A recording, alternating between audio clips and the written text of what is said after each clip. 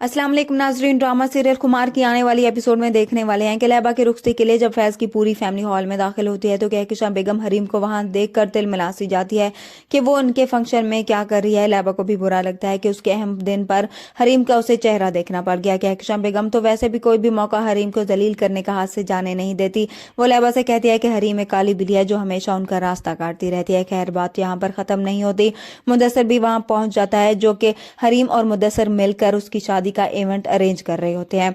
हरीम को वो फैज से मिलवाता है कि वो उसकी असिस्टेंट है। फैज हरीम को और मुदस्सर को साथ देखने के बाद उसे नासिर की बात भी सच लगने लगती है कि हरीम ने वाकई किसी और अमीर आदमी को फंसा रखा है। मुदस्सर कहकशां बेगम को भी जवाब देगा कि वो इस तरह से उनके असिस्टेंट से बात नहीं कर सकती।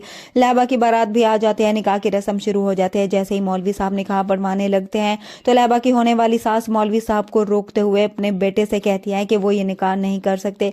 कहकशां बेगम को सुनकर हैरानी होती है। वो निकाह ना करने की वजह पूछती है तो इन्हें सलमा बताती है कि आप लोगों ने हमें धोखे में रखा, हमें मालूम नहीं था कि आप लोग इतना फ्रॉड और करप्शन करते हैं।